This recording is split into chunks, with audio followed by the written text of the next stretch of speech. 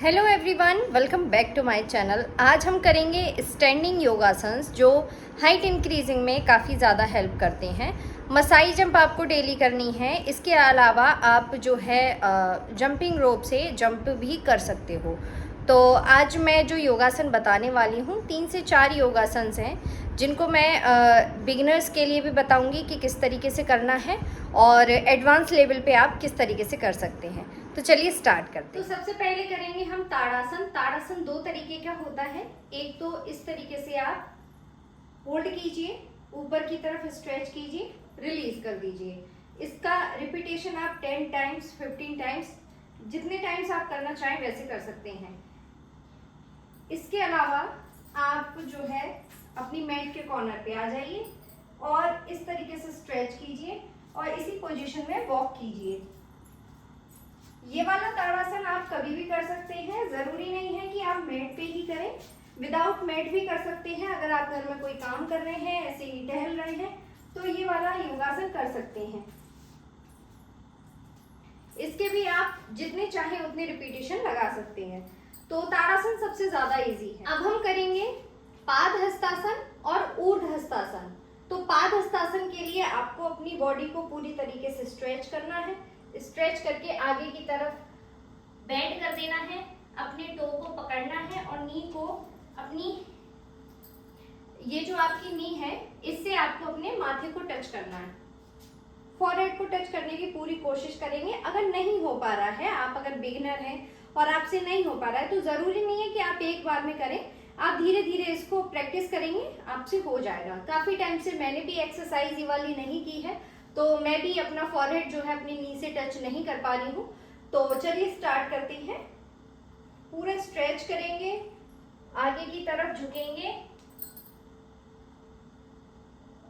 Hold करेंगे, back आ जाएंगे। तो इस तरीके से आप कर सकते हैं। अब करेंगे हम ऊर्ध्व हस्तासन। ऊर्ध्व हस्तासन में आपको अपनी बॉडी को पीछे स्ट्रेच करना है इस तरीके से।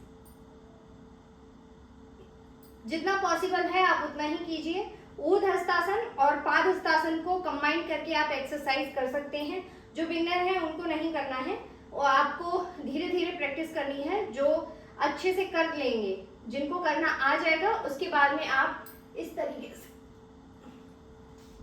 से कीजिएगा। मैं बोलते बोलते जो है एक्सरसाइज नहीं कर पा रही हूँ, तो मैं करके दिखा देती हूँ, उसके बाद में एक्सप्लेन करूंगी। नीचे जाएंगे,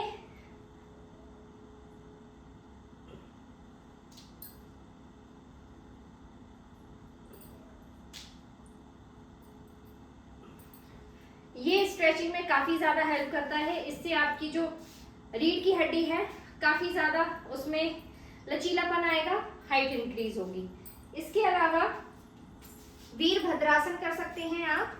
इस पैर को इस तरीके से रखना है आपको, आगे का पैर यहाँ पर इस तरीके से रखना है कि आपकी जो ये नी है, आपके पैर के ये जो टो है इससे आगे नहीं जानी चाहिए। तो जितना आप इस तरीके से कर सकते हैं और हाथों को नमस्कार स्थिति में लाके पीछे की तरफ बेंड करेंगे।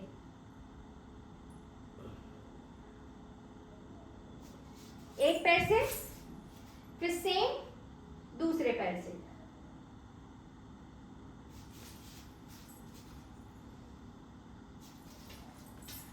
इससे क्या है, इससे भी काफी अच्छी स्ट्रेचिंग होती है और आपकी हाइट इंक्रीज करने में हेल्प करेगी।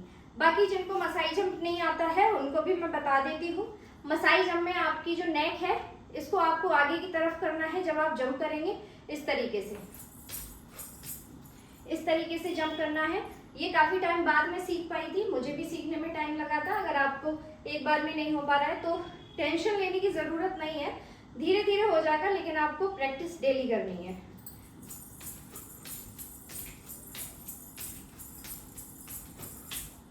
ये जो आपका नेक का मूवमेंट है इससे आपकी हाइट इंक्रीज होने में काफी ज्यादा हेल्प मिलती है। तो ये थी आज की एक्सरसाइज। इसको आप डेली करेंगे, आपकी हाइट इंक्रीज होगी, डेफिनेटली होगी, 100% होगी। जिनको डाउट रहता है कि हमारी हाइट इंक्रीज होगी या नहीं होगी, डेफिनेटली होगी, क्योंकि मेरी आधा इंच हाइट इंक्रीज हुई है, जबकि मैंने बहुत ज्यादा मेहनत नहीं की अपनी हाइट इंक्रीजिंग में। सिर्फ मैंने एक्सरसाइज की है, घर का अच्छा खाना खाया है और कुछ ज़्यादा एक्स्ट्रा मैंने कोई प्रोटीन नहीं लिया, कोई ज़्यादा मैंने एक्स्ट्रा डाइट नहीं ली है।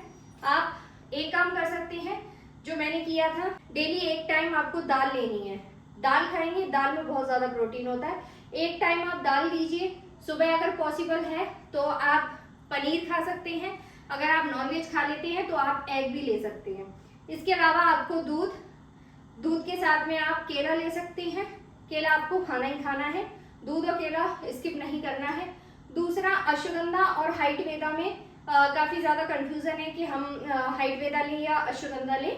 तो हाइट वेदा से उतना ही इफेक्ट पड़ता है जितना अश्वगंधा से पड़ता है। वैसे मैंने ले रखा है हाइट वेदा, उससे मुझे लगता है कि हाइट इंक्रीजिंग में हेल्प मिलती है। अगर आप अफोर्ड करते हैं तो ले सकते हैं, क्योंकि काफ़ी ज़्यादा एक्सपेंसिव है, हर कोई उसको नहीं ले सकता है। तो एक अल्टरनेटिव आप क्या चीज़ ले सकते हैं, वो ले सकते हैं अश्वगंधा। अश्वगंधा का अगर आप पाउडर नहीं ले पाते हैं तो कैप्सूल फॉर्म में भी वो आता है, तो उसकी आप टैबलेट ले सकते हैं, ये कर सकते हैं।